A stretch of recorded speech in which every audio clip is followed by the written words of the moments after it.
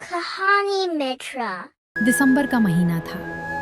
उत्तर भारत की पहाड़ों के आखिरी छोर पर बसी आशियाना बस्ती के हालात कुछ और थे। हटी हुई प्लास्टिक की पन्नियां, पुराने टीन के शेड और जूट की बोरियों से बने झुग्गे। रात के 2 बज रहे थे। बस्ती के बीचों बीच रहमत काका कुछ सूखी टहनियों और प्लास्टिक के कचरे को जलाकर आग सेंक रहे थे। उनके पास ही उनका 8 साल का पोता गोलू एक फटी हुई पुरानी चादर लपेटे थर थर कांप रहा था। दादू, क्या सूरज कल जल्दी निकलेगा? मेरे पैरों की उंगलियां अब महसूस नहीं हो रही हैं। धीरज रख बेटा, कल चुनाव वाले साहब आने वाले हैं। सुना है वे सबको नए कंबल और लकड़ी के गट्ठर बांटेंगे, फिर हमें ऐसी ठंड नहीं लगेगी। रहमत काका की बातों में उम्मीद कम और मजबूरी ज्यादा थी। वे जानते थे कि हर 5 साल में ये कंबल वाली उम्मीद जागती है और चुनाव खत्म होते ही गायब हो जाती है।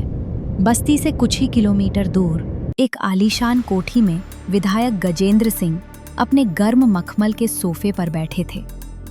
कमरा हीटर की वजह से इतना गर्म था कि उन्होंने अपनी रेशमी कमीज के ऊपर के बटन खोल रखे थे। खन्ना, वो आशियाना बस्ती वालों का क्या हाल है? सुना है 2-3 बुढ़े ठंड से टपक गए। हजूर, हालत तो खराब है। लोग बहुत गुस्से में हैं। कह रहे हैं कि पिछली बार आपने पक्के मकानों का वादा किया था, लेकिन अभी तक 8 ईंट भी नहीं लगी। अरे बेवकूफ, अगर पक्के मकान बनवा दिए तो अगली बार वो हमें वोट क्यों देंगे? वोट के लिए जनता को हमेशा किसी न किसी चीज का मोहताज रखना पड़ता है। सुनो, कल सुबह हमें वहां जाना है। 500 कंबल ट्रक में लोड करवाओ, लेकिन ध्यान रहे कंबल सबसे सस्ते वाले होने चाहिए, जो पहली धुलाई में ही फट जाएं। जी सरकार, लेकिन वो कंबल बांटने का ड्रामा कब शुरू करना है?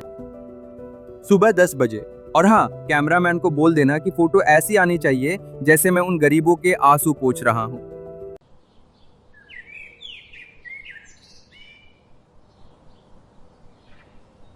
अगली सुबह बस्ती के लोग कतार में खड़े थे।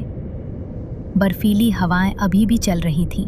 तभी हूटर बजाती हुई गाड़ियों का काफिला बस्ती में दाखिल हुआ।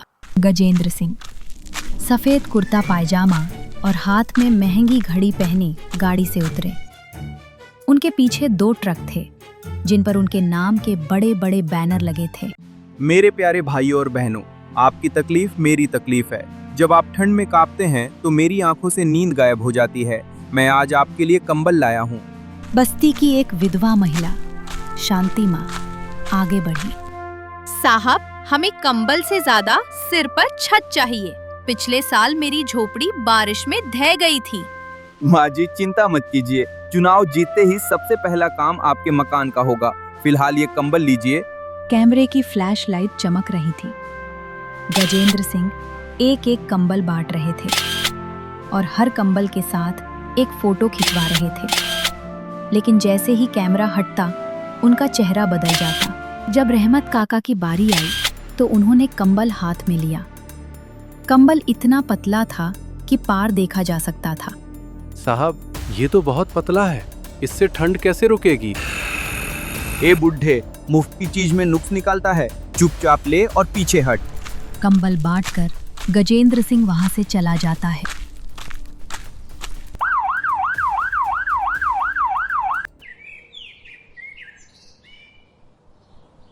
शाम होते ही अचानक मौसम खराब हो गया।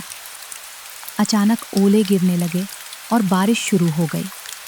जो कंबल गजेंद्र सिंह ने बांटे थे, वे रुई और कागज के मिश्रण से बने थे। पानी पड़ते ही वे गलने लगे। गरीबों के पास अब ओढ़ने को सूखा कपड़ा भी नहीं बचा था। बस्ती में चीख पुकार मच गई। रहमत काका का पोता गोलू तेज बुखार से तपने लगा। खन्ना साहब को फोन करो, विधायक जी को बुलाओ, हमें मदद चाहिए। कुछ युवक दौड़कर विधायक के दफ्तर पहुंचे।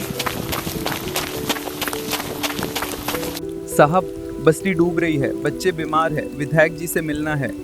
गार्ड अंदर पूछने के लिए जाने लगा। कुछ समय बाद वह वापस आया। साहब सो रहे हैं। उन्होंने कहा है कि कल सुबह दफ्तर के समय पे आना।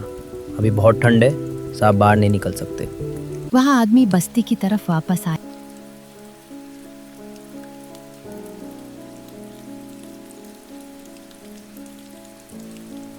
अरे बेटा, खन्ना साहब नहीं आए? कहाँ है वो? नहीं काका, उन्होंने मना कर दिया, वो कल सुबह आएंगे। हाय राम, अब हम क्या करेंगे? अब हमारी मदद कौन करेगा? जब राजनीति ने हाथ खींच लिए तो बस्ती वालों ने अपनी ताकत पहचानी। आर्यन, जो शहर में मजदूरी करता था, उसने सबको इकट्ठा किया। भाइयों, इन नेताओं के भरोसे हम आज मर जाएंगे और कल ये हमारी लाशों पर भी राजनीति करेंगे। हमारे पास जो भी सूखी लकड़ी है उसे एक जगह जमा करो। हम एक बड़ा अलाव जलाएंगे। जिनके घर पक्के हैं वे बच्चों और बूढ़ों को अंदर जगह दें। हाँ आर्यन भाई, सही कह रहे हो। हाँ, सही कह रहे हो। ये नेता बस हमारा इस्तेमाल कर हमें छोड़ देते हैं। पूरी रात बस्ती के लोग आग जलाते हैं। उस रात कोई नेता नहीं आया, लेकिन इंसानियत जाग गई थी।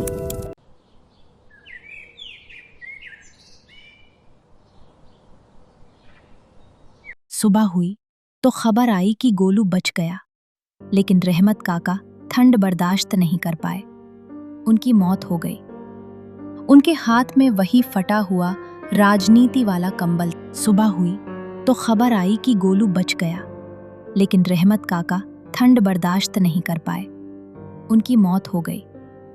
उनके हाथ में वही फटा हुआ राजनीति वाला कंबल। हफ्ते बीत गए। चुनाव का दिन आया।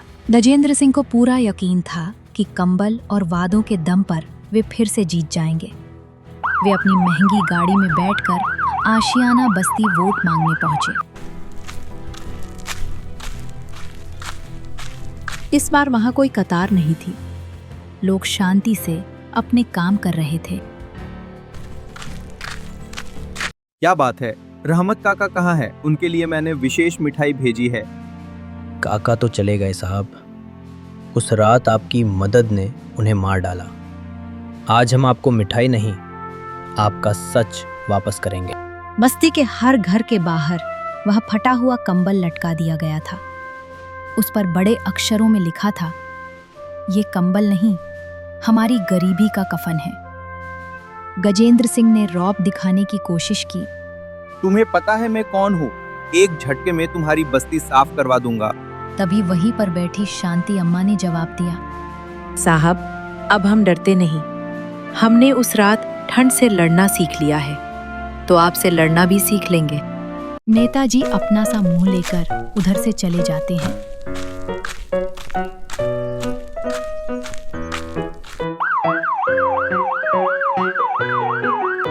उस दिन आशियाना बस्ती के एक भी व्यक्ति ने गजेंद्र सिंह को वोट नहीं दिया। पूरे शहर में ये बात फैल गई। उनकी हार का कारण वही सस्ता कंबल बना, जिसे उन्होंने अपनी जीत की सीढ़ी समझा था। कहानी मित्र।